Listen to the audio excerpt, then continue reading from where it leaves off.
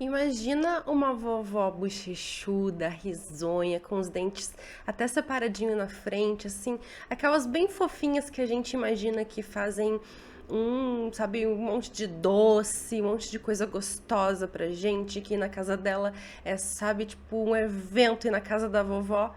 Mas no fundo, ela é uma psicopata que mata os maridos, a própria mãe e até os filhos. Oiê, eu sou a Ti, sejam muito bem-vindos para mais um vídeo. Se você procura por dicas de filmes e séries, curiosidades ou apenas um bom entretenimento, o Jornalhalo tem algo especial para você. Oi, gente! Então, hoje a gente vai continuar a nossa sériezinha das Lady Killers, baseada neste livro aqui da Dark Side, tá? Que é este livro belíssimo, que eu sou apaixonada nesse design dele, acho ele incrível, tá? E aqui tem 14 histórias de 14 mulheres que foram psicopatas e serial killers na vida real.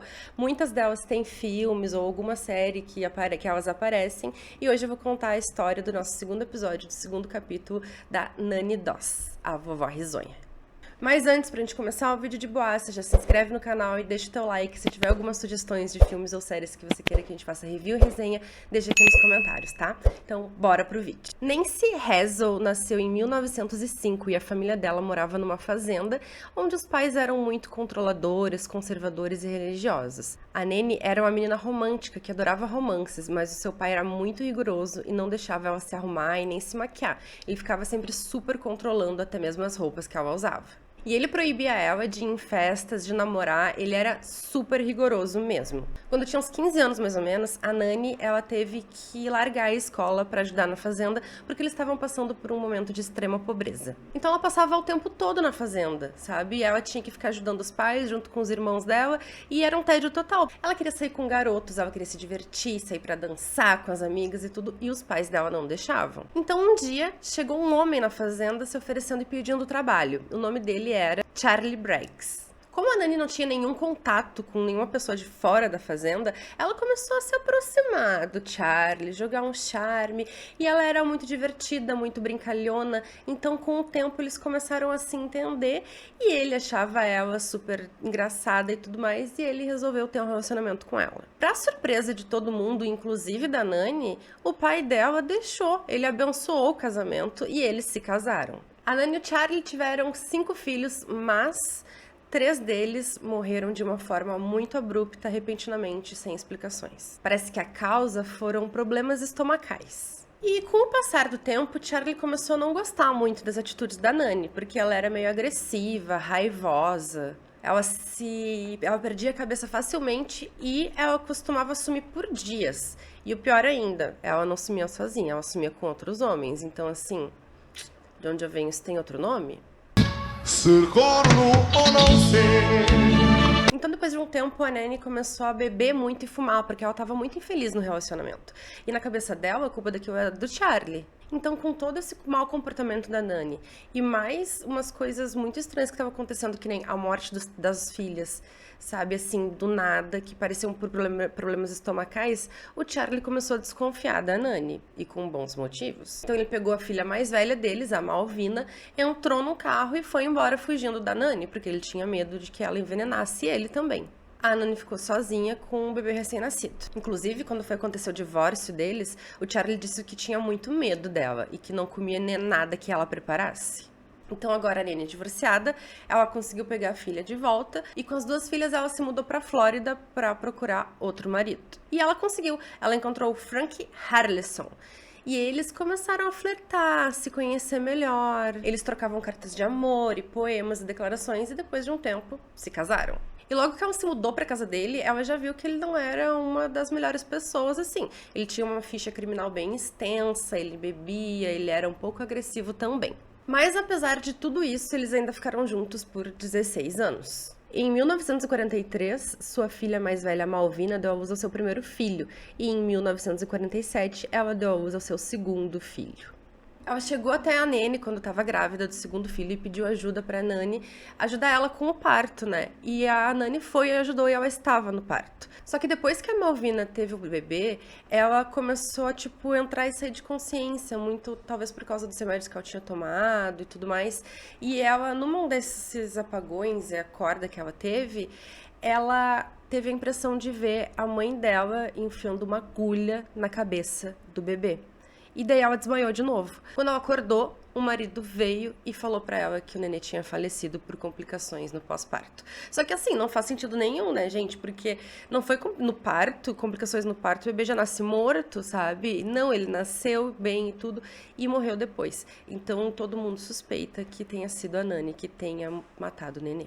Mas não tem prova nenhuma. Coincidentemente, um tempo depois, o outro filho da Malvina, o mais velho, estava sob os cuidados da Nani e ele também morreu. E foi de asfixia.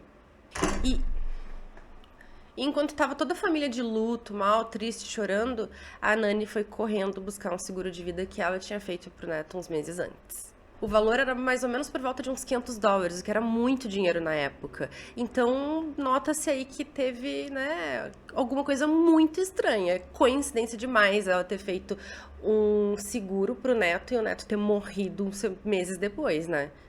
Nesse meio tempo, ela ainda estava casada com o Frank, só que o casamento não estava indo muito bem, ele estava bebendo muito, chegando tarde e tudo mais. Até que uma noite ele chegou muito bêbado em casa e ele forçou a Nani a ter relações com ele. Ele violentou ela. Aquilo pra Nani foi a gota d'água, mas assim, acredito que seria pra qualquer mulher. Ele violentou ela. Então, ela foi lá, encontrou uma garrafa de uísque antiga que ele tinha escondido e colocou veneno de rato dentro. E, obviamente, como a Nani era muito esperta, ela já tinha feito um seguro de vida antes e conseguiu retirar o valor do seguro de vida do marido. Então a Nani se mudou para Carolina do Norte, foi onde ela encontrou seu terceiro marido. O terceiro marido da Nani chamava Harley Lanning. E 3 dias depois que eles se conheceram, eles já se casaram. Só que a Nani tinha um dedo podre, desgraçado. Quem é que não tem, né, gente? E ela só escolhia homem do mesmo perfil. Alcoólatras, agressivos, abusivos e tudo mais. E ele era muito mulherengo e ele traiu ela várias vezes. Ela às vezes viajava, ficava dias fora e também não tava nem aí. Então, em 1950, Harley Lanning também faleceu por problemas no coração, o que foi muito conveniente, já que ele era alcoólatra, então justificava que um problema no coração, um infarto, podia ter acontecido por causa da bebida. E a Nani, ela sempre conseguia, tipo assim, sair desapercebida. Ninguém pensava que podia ser culpa dela. Ninguém conseguia conectar ela. Todo mundo achava que era só um monte de tragédias acontecendo na vida dessa senhora, dessa pobre senhorinha coitada que consegue ainda se manter bem-humorada, sabe, e sendo divertida. Mas que no fundo era ela culpada de tudo. Vamos continuar. Quando o Harley morreu, ele deixou a casa que ele tinha para a irmã dele, que era a herdeira dele. E a Nani não gostou nada disso. Então ela foi lá e colocou fogo na casa. Sim, fogo. Pra irmã dele não conseguir ficar com a casa. Em 1952, a Nani já estava com uns 47 anos. Então ela já não estava mais naquele auge da beleza que ela tinha antes para conseguir encontrar um marido, né, um companheiro. Então ela começou a procurar por homens mais velhos. Então, como estava cada vez mais difícil de conseguir maridos, ela resolveu pagar $5 e se inscrever num correio do amor.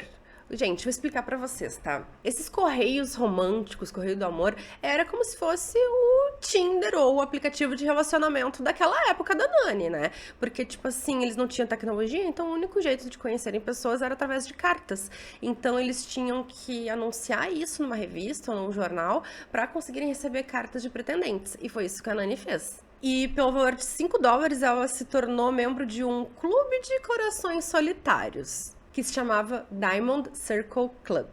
E foi lá que ela conheceu Richard Morton, o seu quarto marido. E como todos os outros, ele também era mulherengo, ele também era alcoólatra e tinha todos esses problemas. Eu nunca vi uma mulher com o dedo tão podre quanto a Nani. Tipo assim, parece que ela realmente gostava desse estereótipo de homem escroto. Foi nessa época que ela morava com o Richard que a mãe dela resolveu morar com ela. O que foi um grande problema, porque a Nani nunca teve testemunhas. Sempre que ela envenenou outras pessoas, ou que ela tentou matar alguém, era somente ela sozinha, então era muito tranquilo. Agora, com a mãe dela, isso dificultava um pouco as coisas. Então, depois de um tempo, a mãe dela também faleceu. Essa é uma parte bem importante interessante, assim, porque a Nani, ela nunca confessou que matou a mãe. Bem pelo contrário.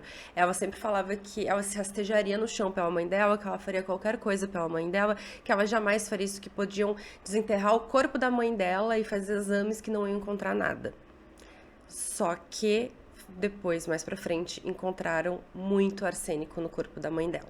E depois de um tempo, o Richard Morton também acabou falecendo. Mais uma vez, a Nani vai e se muda de cidade em busca de mais um trouxa. Marido. Então a Nani conheceu Sam Dawson, que foi o que deu o último sobrenome para ela, foi quando ela decidiu mudar o nome dela de solteira, de Nancy Hazel, para Nani Doss. E o Sam, ele era totalmente o contrário dos outros maridos. Ele era muito religioso, muito rigoroso. Então, pra ela, era um tédio, porque ele era muito chato. Ele não deixava ela se divertir, não deixava ela dançar. Então, era, tipo, a mesma coisa que ela fazia antes com o pai dela, sabe? Então, era muito chato e muito entediante pra ela. Ela não aguentava viver daquele jeito. Então, ela decidiu dar comida envenenada pra ele. Só que o Sam, ele não morreu na hora. Ele foi pro hospital e ele ficou dias e dias no hospital se recuperando daquilo, com uma infecção gravíssima no aparelho digestivo. E depois de todo esse tempo no hospital, quando ele voltou pra casa, coincidentemente, ele teve um grande problema e morreu. Então os médicos ficaram tipo assim, não, o que tá acontecendo? Aí o médico disse que só liberaria o corpo depois de uma autópsia. E a Nani disse que sim, que se tinha alguma dúvida, alguma coisa, eles tinham mesmo era que fazer e descobrir qualquer coisa que possa ter causado a morte dele. Mas ela já estava correndo já para ir buscar o seguro de vida do marido. Então foi depois desse episódio que os médicos fizeram exames e descobriram que tinha arsênico no organismo dele para matar um monte de pessoas. Então a Nani teve que ir pra polícia depor. E eles falavam e tentavam descobrir com ela, tentavam tirar alguma coisa dela. E ela tava sempre sorrindo e brincando e mudando de assunto, sabe? Até que chegou o momento em que ela confessou. E se ela ia confessar a morte de um dos maridos, então ela confessou logo dos 4 já que ela tinha matado. Só que, como eu disse, ela só confessou a morte dos maridos. A morte do neto, a morte da mãe, a morte dos filhos, a morte de sogras que morreram ao longo do caminho, ela não confessou, ela não se responsabilizou. A ideia dela era que ela matou os maridos porque eles eram agressivos, abusivos, sabe, porque eles violentavam ela. Então eu acho que a ideia dela era tentar levar essa imagem para o tribunal. E ela não sentia nenhum remorso pelas mortes que ela tinha cometido. Ela foi sentenciada à prisão perpétua e ela passou muito tempo, assim, na mídia, e ela adorava essa atenção. Ela dava pra ver que ela realmente queria muito essa atenção. Ela ficava mandando beijinho, flertando com os repórteres, com os jornalistas, sabe? Até com os guardas da cadeia, ela dava uma brincadinha e flertava. A Nani acabou morrendo 10 anos depois de leucemia.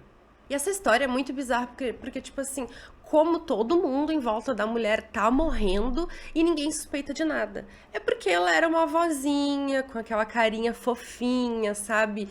Brincalhona, que sorria. E realmente, se já é difícil a gente imaginar mulheres serial killers sendo, tipo assim, extremamente sangue frio pra matar as pessoas, imagina pensar numa vovó.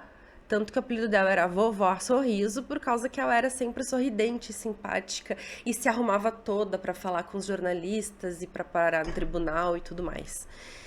Então, o que vocês acharam desse caso? Conta aqui para mim embaixo, se inscreve no canal e deixa teu like e a gente se vê no próximo vídeo. Beijão!